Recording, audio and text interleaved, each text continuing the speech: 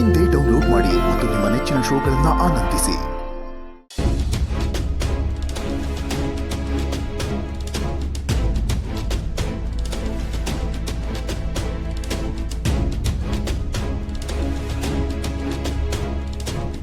ಅಕ್ಕ ಬಾವಿರು ಅಕ್ಕ ನಿನ್ನ ಮುಖ ನೋಡಿದ್ರೆ ತುಂಬ ಯೋಚನೆಯಲ್ಲಿ ಇದ್ದಾಗಿದೆ. ಯಾಕಕ್ಕ ರೂಮ್ ಬಿಟ್ಟು ಆಚೆಗೆ ಬರ್ತಾ ಇಲ್ಲ? ಏನಾದರೂ ಟೆನ್ಷನಾ? ಇಲ್ಲ ವೀರು, ನನಗೇನು ಟೆನ್ಷನ್ ಇಲ್ಲ. ಇಷ್ಟಕ್ಕೂ ನಾನು ಯಾಕೆ ಟೆನ್ಷನ್ ಮಾಡ್ಕೋಬೇಕು? ಅಕ್ಕನ ಮಾತು ಕೇಳೋವಂಥ ಚಿನ್ನದಂಥ ತಮ್ಮ, ಅರಮನೆ ಅಂತ ಈ ಮನೆ ಸಾಲದಕ್ಕೆ ಎಜುಕೇಷನ್ ಮಿನಿಸ್ಟರ್ ಅಕ್ಕ ಅನ್ನೋ ಹೆಗ್ಗಳಿಕೆ. ಈಗ ಮದನ್ಗೂ ಸಾವಿತ್ರಿಗೂ ಮದುವೆ ಆಯಿತು, ಕಣ್ಮುಂದೆ ಮಗ ಸೊಸೆ ಓಡಾಡ್ಕೊಂಡಿದ್ದಾರೆ. ಇದಕ್ಕಿಂತ ನನಗಿನ್ನೇನು ಬೇಕು ವೀರು? ನನಗೂ ಅಷ್ಟೇ ಅಕ್ಕ. ಮಗಳು ಅಳಿಯ ಕಣ್ಮುಂದೆ ಓಡಾಡಿಕೊಂಡು ಮಾತಾಡ್ಕೊಂಡಿದ್ರೆ ಅವ್ರ ಮಾತುಗಳನ್ನು ಕೇಳ್ತಾ ಕೇಳ್ತಾ ನಾನು ಚಿಕ್ಕ ಹುಡುಗ ಆಗೋದ್ನೇನೋ ಅನ್ನೋ ಭಾವನೆ. ವೀರು, ಹಾಗಾದ್ರೆ ನೀನು ಸುಬ್ಬುನ ಅಳಿಯ ಅಂತ ಮನ್ಸಾರೆ ಒಪ್ಕೊಂಬಿಟ್ಯಾ? ಡೌಟೇ ಬೇಡಕ್ಕ, ಸುಬ್ಬುಗಿಂತ ಒಳ್ಳೆ ಅಳಿಯ ನನಗೆಲ್ಲಿ ಸಿಗ್ತಾನೆ? ಸುಬ್ಬು ನಿನ್ನ ಅಳಿಯ ಓಕೆ, ಆದ್ರೆ ಶ್ರಾವಣಿನ ನಿನ್ ಮಗಳು ಅಂತ ಒಪ್ಕೊಂಬಿಟ್ಯಾ?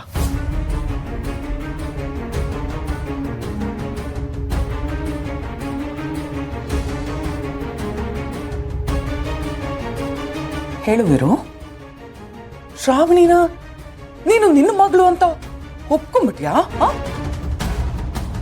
ಶ್ರಾವಣಿ ನಿನ್ ರಕ್ತ ಹಂಚ್ಕೊಂಡು ಹುಟ್ಲಿಲ್ಲ ಅಂತ ಗೊತ್ತಿದ್ರು ನೀನು ಅವಳನ್ನ ಮಗಳು ಅಂತ ಒಪ್ಕೋತಿದ್ಯಾ? ನಿನಗೇನು ಇದ್ರ ಬಗ್ಗೆ ಅಸಹ್ಯ ಅಂತ ಅನ್ನಿಸ್ತಾ ಇಲ್ವಾ ವೀರು?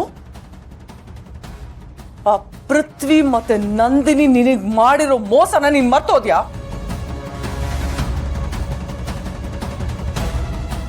ನಿನ್ನ ಮನಸ್ಸಲ್ಲಿ ವಿಷದ ಬೀಜ ಬಿತ್ತಕ್ಕೆ ಇನ್ನೂ ಜಾಗ ಇದೆ. ಇಷ್ಟು ಸಾಕು ವೀರು, ನೀನೇ ನನಗೆ ಅಸ್ತ್ರ. ನಿನ್ನ ಭಾವನೆಗಳನ್ನ ಬಳಸ್ಕೊಂಡು ನಾನು ಬಲೆ ಬೀಸ್ತೀನಿ. ಆ ಪೃಥ್ವಿನ ಸೋಲ್ಸಕ್ಕೆ ನನ್ನ ಬತ್ತಳಿಕೆಯಲ್ಲಿರೋ ಬಾಣ ನೀನೆ. ಅವನು ನಿನ್ನ ಪ್ರಾಣಕ್ಕೆ ಪ್ರಾಣ ಕೊಡೋ ಸ್ನೇಹಿತ ಅಂತ ನೀನ್ ಹೇಳ್ತಿದ್ದೆ. ನಂದಿನಿ ದೇವತೆ ದೇವತೆ ಅನ್ನೋ ತರ ಅವಳನ್ನ ಪ್ರೀತಿಸ್ತಿದ್ದೆ, ಆರಾಧಿಸ್ತಿದ್ದೆ. ಆದ್ರೆ ಅವರಿಬ್ರು ಸೇರ್ಕೊಂಡು ನಿನ್ ಬೆನ್ನಿಗೆ ಚೂರಿ ಹಾಕಿದ್ದಾರೆ ಅನ್ನೋದು ಮರ್ತ್ಬಿಟ್ಯಾ? ಅಂತದ್ರಲ್ಲಿ ಅವನು ಹುಟ್ಟಿರೋ ಮಗಳನ್ನ ನಿನ್ನ ರಕ್ತ ಅಂತ ನೀನು ಒಪ್ಕೋತಿದ್ಯಾ?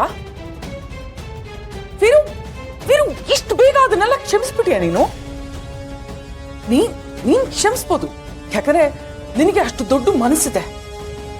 ಆದ್ರೆ ನಾನು ಕ್ಷಮಿಸಕ್ಕಾಗಲ್ಲ. ಅವರು ನಿನ್ನ ಬದುಕನ್ನೇ ನಾಶ ಮಾಡ್ದವ್ರು.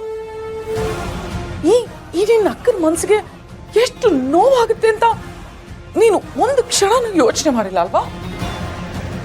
ನಡೆದಿರೋ ಘಟನೆಯಿಂದ ವೀರು, ನನ್ನ ಜೀವನನೂ ಹಾಳಾಗಿದೆ. ನಿನ್ನ ಅಕ್ಕನ ಬದುಕಿಗೆ ಬೆಂಕಿ ಇಟ್ಟು ಹೋದ್ರಲ್ಲ, ಅದನ್ನ ಮರ್ತು ಬಿಡ್ತೀಯಾ? ನಿನಗೆ ನನಗೆ ಮೋಸ ಮಾಡಿ ಅವರಿಬ್ರು ಹೊರಟೋದ್ರಲ್ಲ. ಅಕ್ಕ,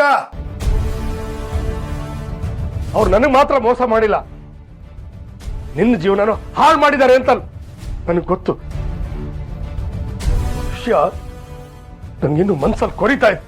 ಹಾಗಿದ್ರೆ ನಿಂದಲ್ದೇ ಇರೋ ರಕ್ತನ ನೀನು ಮಗಳು ಅಂತ ಹೇಗೆ ಒಪ್ಕೋತೀಯ ವೀರು? ದೊಡ್ಡ ಮನೆ ಋಣ ತೀರಿಸ್ಬೇಕು ಅಂತ ಅವಳನ್ನ ಮಗಳ ತರ ಈ ಮನೇಲಿ ಇಟ್ಕೊಂಡು ಸಾಕಿದ್ಯಾ? ಆದ್ರೆ ಈ ಅಕ್ಕನ ಬಗ್ಗೆ ನಿನಗೆ ಚಿಂತನೆ ಇಲ್ಲ ಅಲ್ವಾ ವೀರು? ಅಲ್ಲ ಅಕ್ಕ,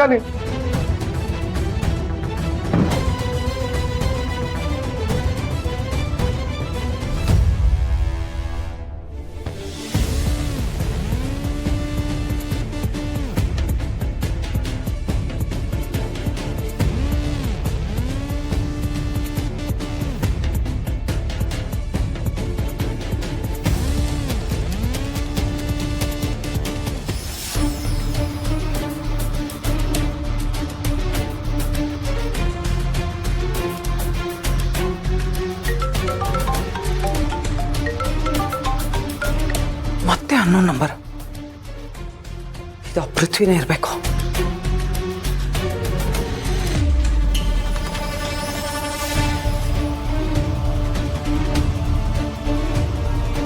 ನನಗೊಂದು ನಂಬರ್ ಕಳಿಸಿದ್ದೇನೆ, ಇಮ್ಮಿಡಿಯೇಟ್ ಆಗಿ ಅದನ್ನು ಟ್ರ್ಯಾಕ್ ಮಾಡಬೇಕು.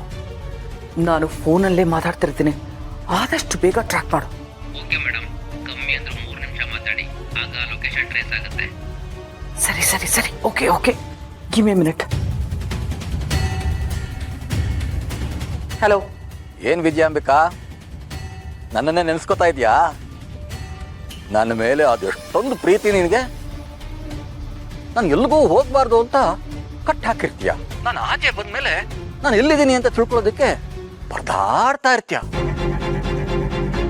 ಏನ್ ಚಿನ್ನ ಇದೆಲ್ಲ? Stop it. ಸರಿಯಾಗಿ ಮಾತಾಡು. ಸರಿಯಾಗಿ ಮಾತಾಡ್ಬೇಕಾ? ದೇವ್ರಿಗೆ ಮಂತ್ರ ಹೇಳಬೇಕು, ದೆವ್ವಕ್ಕೆ ತಿರುಮಂತ್ರ ಹಾಕ್ಬೇಕು. ಬೈಗುಳನೆ ನಿನಗ್ ಮಂತ್ರ, ಬಾಯಿಗೆ ಬಂದ್ ಹಾಕಿ ಬೈಬೇಕು. ಪೃಥ್ವಿ,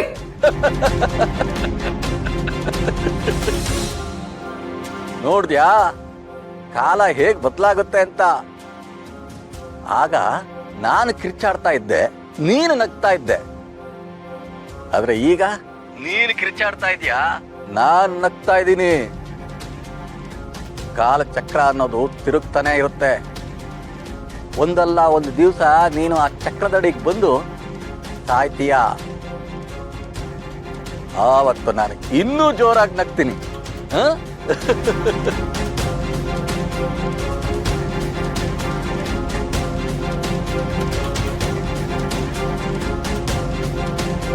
ಟ್ರ್ಯಾಕ್ ಆಯ್ತಾ? ಇನ್ನೊಂದು 20 ಸೆಕೆಂಡ್ ಮಾತಾಡಿ madam. Okay okay, do it fast. ದಿನಕ್ಕೆ ಒಂದ್ಸಲನಾದ್ರೂ ನಾನು ನಿನ್ನ ಹತ್ರ ಮಾತಾಡ್ಬೇಕು, ಇಲ್ಲಾಂದ್ರೆ ನಾನು ನೆಮ್ಮದಿಯಾಗಿರೋದಕ್ಕಾಗೋದಿಲ್ಲ. ನೀನ್ ನೆಮ್ಮದಿ ಕಳ್ಕೊಂಡ್ರೇನೆ ನನಗೆ ನೆಮ್ಮದಿ ಸಿಗೋದು. ಇಡ್ಲಾ, ಮತ್ತೆ ಬರ್ತೀನಿ ಚಿನ್ನ, ಬಾಯ್. ಹಲೋ ಹಲೋ, ಪೃಥ್ವಿ ಪೃಥ್ವಿ, ನಾನು ನಿನ್ನ ಹತ್ರ ಮಾತಾಡ್ಬೇಕು. Listen to me. ಹಲೋ.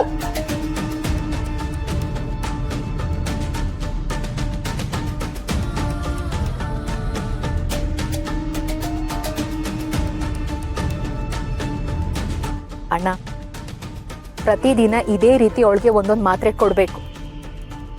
ಎಲ್ಲರೂ ನಿದ್ರೆ ಮಾಡೋದಕ್ಕೆ ಅಂತ ಮಾತ್ರೆ ತಗೊಳ್ತಾರೆ, ಆದರೆ ನೀವು ಕೊಡೋ ಮಾತ್ರೆಯಿಂದ ಅವಳು ನಿದ್ದೆನೂ ಮಾಡೋದಕ್ಕಾಗದೆ, ನೆಮ್ಮದಿಯಾಗಿರೋದಕ್ಕೂ ಆಗದೆ, ಏನು ಮಾಡಬೇಕು ಅಂತ ಗೊತ್ತಾಗದೆ ಹಾರಾಡ್ತಾ ಇರಬೇಕು. ಪಂಜರದಲ್ಲಿರೋ ರೆಕ್ಕೆ ಮುರಿದಿರೋ ಹಕ್ಕಿ ತರ.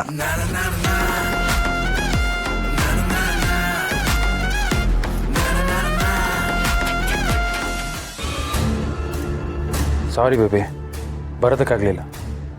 ಮನೇಲಿ ಕಸ ತುಂಬಿದೆ, ಆ ಕಸನ ಹೇಗಾದರೂ ಮಾಡಿ ಹೊರಗಾಕಬೇಕು.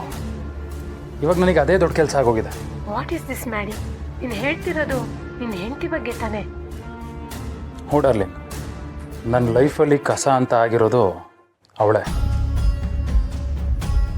ಅವಳಿಂದ ನನಗೆ ಸುಖನೇ ಸಿಗ್ತಾಯಿಲ್ಲ.